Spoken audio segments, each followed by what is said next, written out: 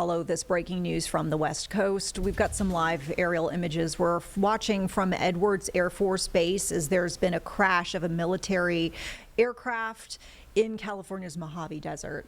We're told that this aircraft was a B-52 Stratofortress. You're looking at the scene. We presume this to be the crash site, as we see kind of like a debris field, a fire field, where it looks like there's some charred portions of this runway and the grass alongside it. And in fact, we're still seeing smoke rising from this scene.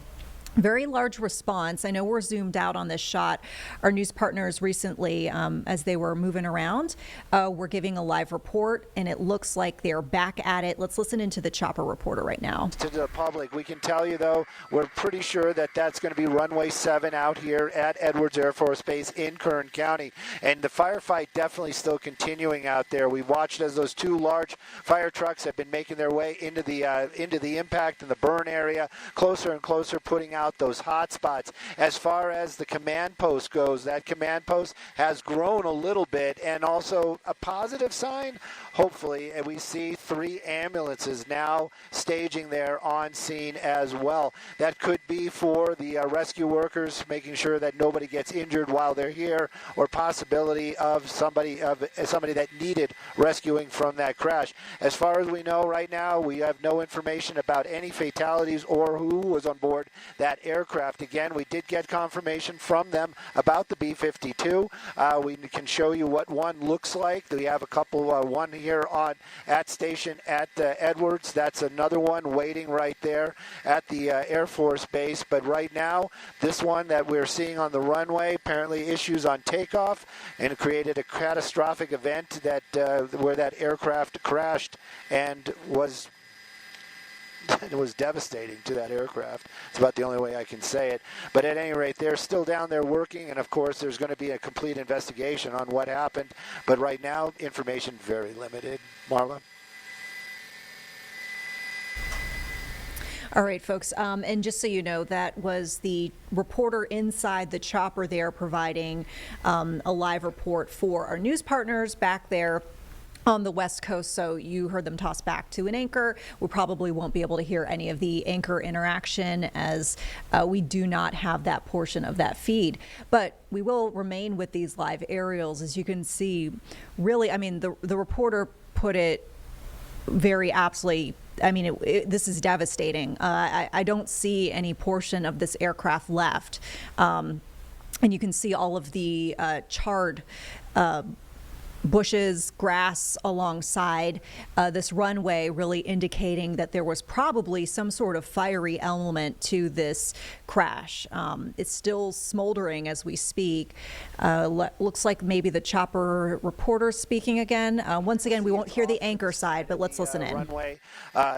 Most likely that aircraft probably got into the air and something created maybe a roll or something, because it's not directly on the runway. It seems like it's more off to one side. And again, you know, even that we've seen so many of these in the past, or we've seen a few crashes in the past, and we cannot with any kind of confidence say the aircraft came from right to left or left to right.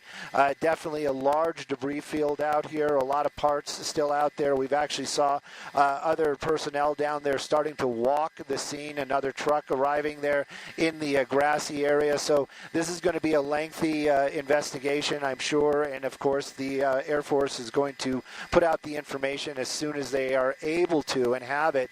And again, as far as other agencies, I venture to say it is just going to be Edwards Air Force Base first responders that are down there. And you can see 3 ambulances there joining them at the command post, a number of firefighters there in that one corner, and then those big trucks still working to put out hot spots out here. And there are a couple, but as far as what's left of that aircraft, there is really nothing that would even make you think that this was an aircraft. That's how devastating this crash was. Once again, folks, you won't be able to hear the anchor portion of this as that reporter is doing this Q&A with his news station there on the West Coast, our news affiliate out there. We should mention, too, we don't really know the nature of the mission or operation that this B-52 Stratofortress was on. We can tell you, though, Edwards Air Force Base there in Kern County, this is north and east of the Santa Barbara area. This is an area used for research, development, and testing of U.S. Air Force aircraft. They also test weapon systems, software, and components out there. So potentially maybe some sort of testing or research element to this flight, but once again, we just don't know. Not a lot of information has been released by Edwards Airfield, other than the fact that they could confirm that this was a crash shortly after takeoff, and the crash happened around 11:20. There you could see, as our news partners continue to circle around the airfield, another vantage point where you could see that trail of scorched earth, if you will, whatever is alongside the runway there, all in black at this point, indicating that there was some sort of fire, and a lot of emergency responding out there. First responders, including firefighters. We saw a couple of ambulances out there. We weren't sure, at least according to the reporting we were getting there from the chopper, whether the ambulances indicated any sort of injury on the Stratofortress, or if those medics were just there for support for first responders who were fighting the fire, or otherwise assisting with the emergency scene. So we'll keep an eye on things there. You can see in the bottom right corner of your screen, we're also watching the Charlotte Mayoral Candidate Forum. So these are two scenes that we'll continue to keep an eye on here on Live Impact.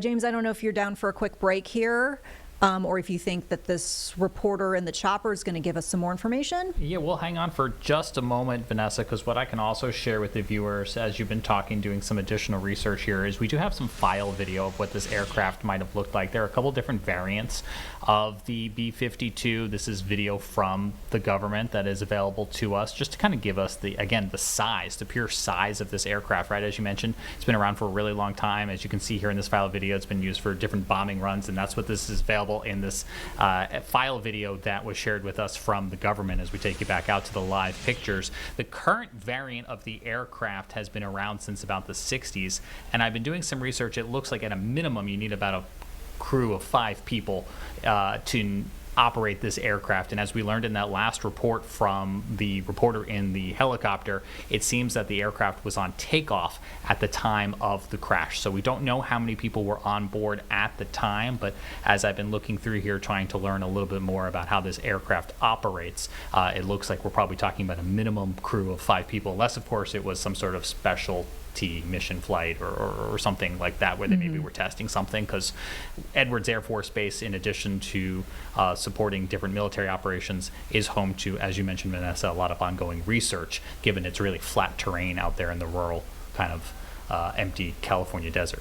Yeah, and I mean, you bring up a good point about the crew, because you and I were talking during our most recent commercial break just about the devastation of this scene, the fact that I don't see any portion of an aircraft left here, and we were both commenting, like, we just hope the crew is okay. And I don't even know, and I don't know if this is something that we can research in the next few moments, but whether they even have eject capabilities on a Stratofortress, because, you know, we think about sometimes fighter jet incidents, you are able to eject, you're able to get out of the aircraft if you see some sort of imminent danger. I don't know what the capabilities are with a Stratofortress. Yeah, and you know, my brain kind of is flashing back to the UPS plane crash in Louisville, which was also a disaster on takeoff, right? When moments are very short.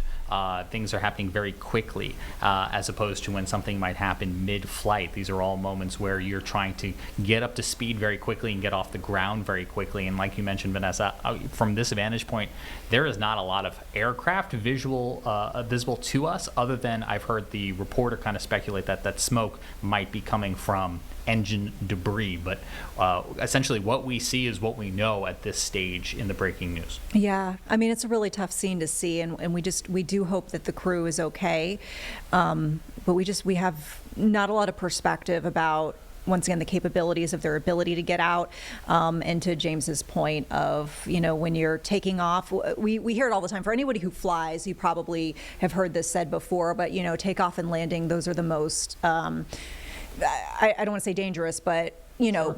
Yeah. higher risk portions of a flight that you could have is when you're trying to take off and when you're landing, because there are a lot of variables that can be at play there. Absolutely. And I'll just let viewers know right now, the helicopter is looking around at some of the other aircraft, and that last one we saw is probably pretty similar to the aircraft in question here, and just in terms of size and scope, right? We're not talking about a small fighter plane. We're talking about a big bomber aircraft that has been used for decades throughout various military and research operations. In my brief time doing some research here, I have kind of come across, Vanessa, that not only does the Air Force have some of these, but NASA uses them for high altitude research in the atmosphere as well too. So different branches of the government probably use them for different purposes and equip them slightly differently. There's lots of different variants. Since this first one, the B-52A, came out in 1954, and as I mentioned a few moments ago, the current variant is B-52H.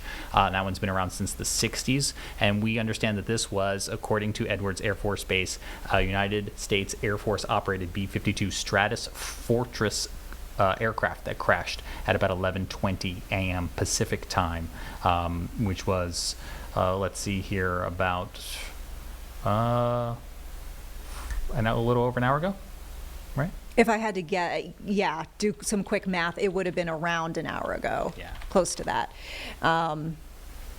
Back up. Yeah. You back up a few time zones there.